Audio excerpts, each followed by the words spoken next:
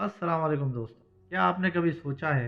अगरचे हम अशरफुल मखलूक़ात हैं, मगर हमारे लिए ज़रूरी है कि हम फरिश्तों और जिन्नों की तख्लीक पर यकीन रखें, नहीं तो हम ईमान से खारिज हो जाते हैं। तो आइए जानते हैं आज की वीडियो में इन पोशीदा मखलूक़ात के बारे में।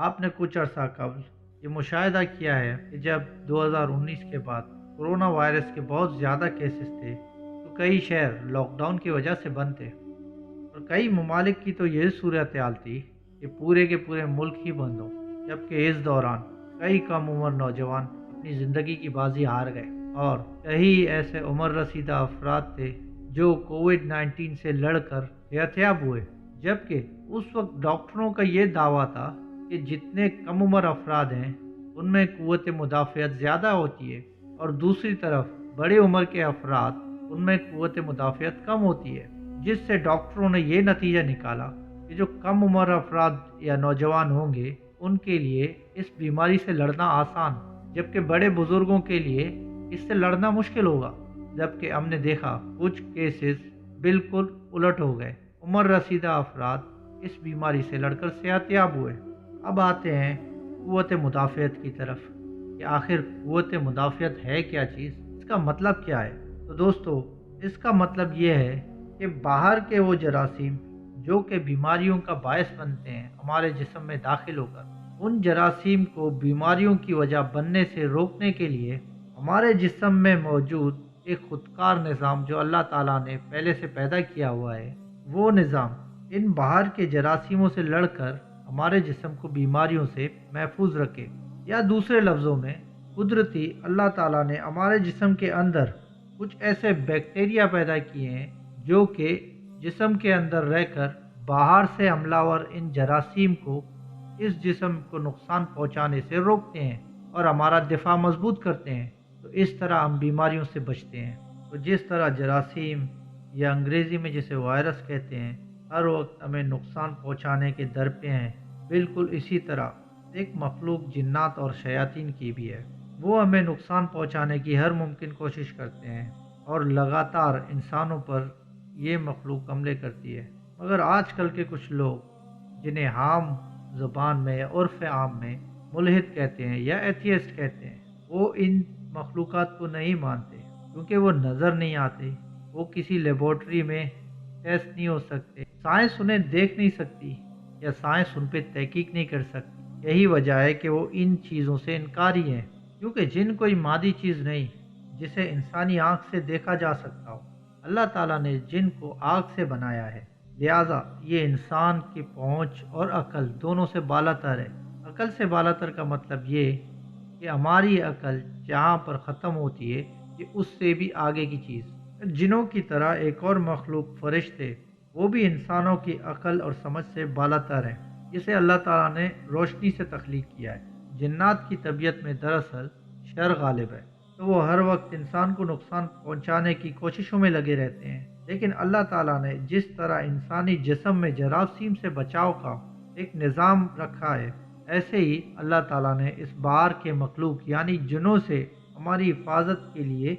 एक और मखलूक का इंतज़ाम किया जो हमें नज़र नहीं आते। कुरान करीम और अहादीस रसूल सल्लल्लाहु अलैहि वसल्लम ने जो कुछ हमें बताया है, उसका हासिल ये है कि हम फरिश्ते की ना हकीकत तख्लीक से वाकिफ़ हैं और ना ही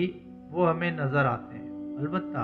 हमारे लिए यकीन व एतक़ाद ज़रूरी है कि हम उनके वजूद को तस्लीम करें और उनको मुस्तकिल मखलूक यकीन करें। कुरान पाक और अहादीस सही ने उनमें से बाज़ के नामों तक से हमें आगाह किया है और जिस मलाइका की जिन सिफ़ात का तज़किरा किया गया है वो उनके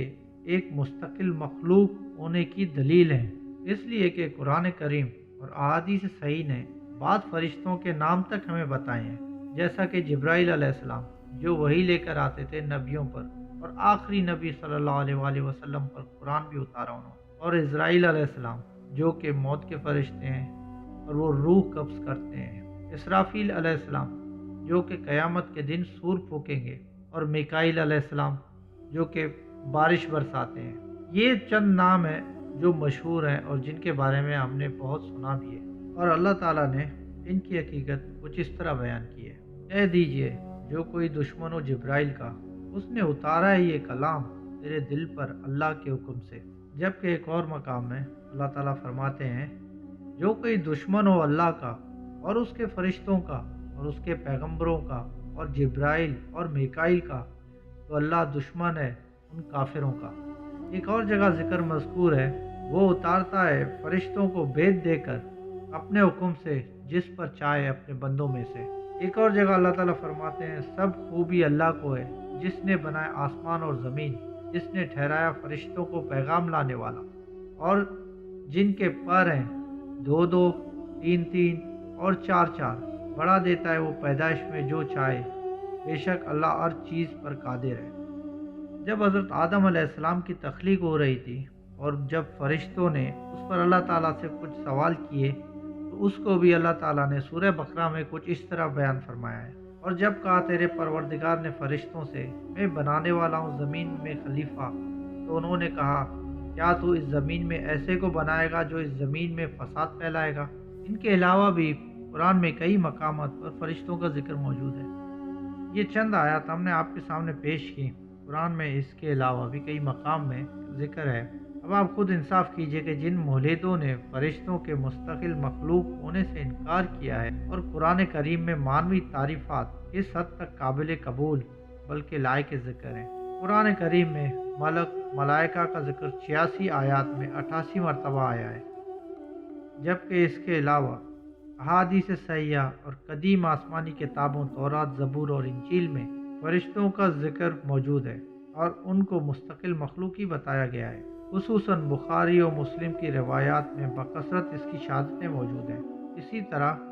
جن بھی خدا تعالیٰ کی مستقل مخلوق ہے جس کی حقیقت تخلیق سے ہم پوری طرح آگاہ نہیں ہیں اور نہ عام انسانی آبادی کی طرح وہ ہم کو نظر آتے ہیں، لیکن قرآن کریم نے جو تصریحات اس مخلوق کے متعلق کی ہیں، یعنی کہ جو کچھ قرآن کریم نے ہمیں بتایا ہے، وہ ہمارے لیے ضروری قرار دیتی ہیں کہ ہم یہ یقین رکھیں وہ بھی انسانوں کی طرح مستقل مخلوق ہیں اور انسانوں ہی کی طرح ان میں ایمان والے بھی ہیں اور کافر بھی ہیں۔ انسانوں ہی کی طرح ان میں خاندان والے، بال بچے اور فیملی، ماں باپ، یہ سب کچھ ہیں۔ اور جس طرح انسانوں میں اچھے اور برے انسان ہوتے ہیں اسی طرح جنوں میں بھی نیک اور بد بھی ہیں، جبکہ اس کے برعکس فرشتوں میں یہ باتیں نہیں ہیں۔ فرشتوں کو صرف اللہ تعالیٰ نے حکم کی تعمیل کے لیے پیدا کیا ہے اور وہ صرف حکم کی تعمیل کرتے ہیں۔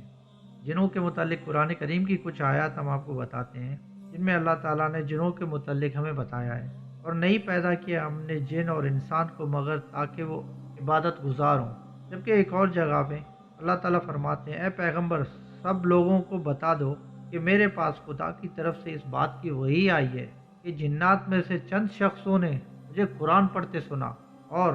اس نے اپنے لوگوں سے جا کر کہا کہ ہم نے عجیب طرح کا قرآن سنا ہے جو نیک راہ دکھاتا ہے، تو ہم اس پر ایمان لے آئے اور ہم تو کسی کو اپنے پروردگار کا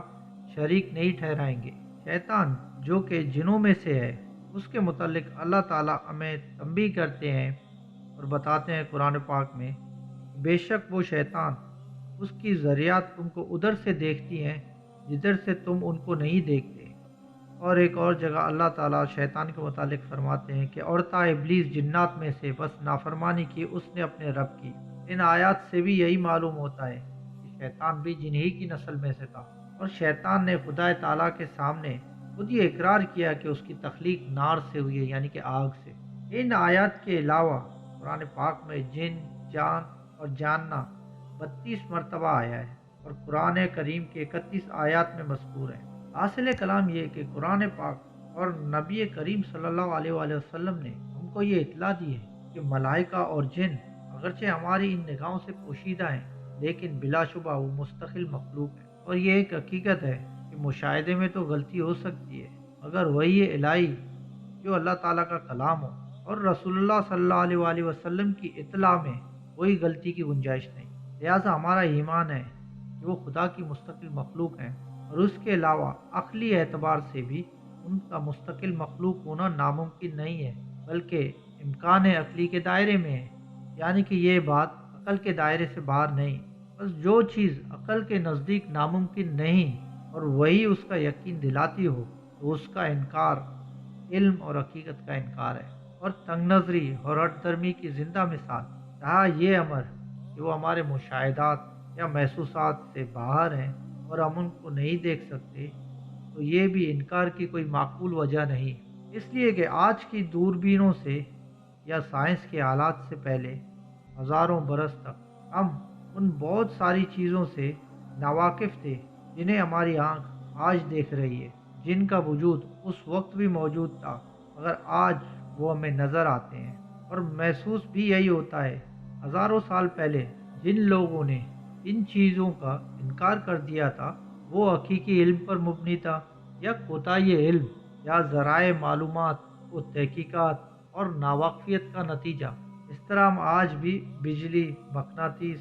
اور روشنی کی صحیح حقیقت سے آشنا نہیں ہیں، اور ان کو صرف ان کے آثار اور علامات سے پہچانتے ہیں۔ اسی طرح مادیین اور ملاحدہ کا انکار کسی علم اور یقین پر مبنی نہیں ہے، بلکہ محسوسات اور مشاہدات میں نہ آنے کی بنا پر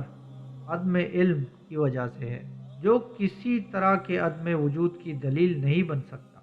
نیز علم دو ہی طرح حاصل ہو سکتا ہے، ایک علوم و فنون کے ذریعے جو حساب و کتاب کا محتاج ہے، اور دوسرا عطیہ الہی کی راہ سے، اور اس کا سب سے بلند درجہ وحی الہی ہے۔ بس اگر کوئی شے علوم و فنون کی راہ سے ہم نہ معلوم کر سکیں مگر عقل اس کے وجود کو ناممکن نہ سمجھتی ہو، اور وحی الہی اس کے وجود کا اعلان کرتی ہو، تو ہر ذی ہوش اور ذی عقل کا فرض ہے کہ وہ علوم و فنون کی درماندگی کے اعتراف کے ساتھ اس بات کو تسلیم کرے۔ البتہ اگر اس کو اس اطلاع کے وحی الہی ہونے سے انکار ہے یا وہ سر تا پا وحی الہی کا منکر ہو، تو اب اس کے لیے اس اطلاع پر ایمان لانے سے قبل ان دلائل کا مطالعہ ضروری ہے جو اس سلسلے میں قرآن کریم نے بیان کیے ہیں، اور جن میں بتایا گیا ہے کہ وہ بلا شبہ کلام اللہ اور وحی الہی ہے۔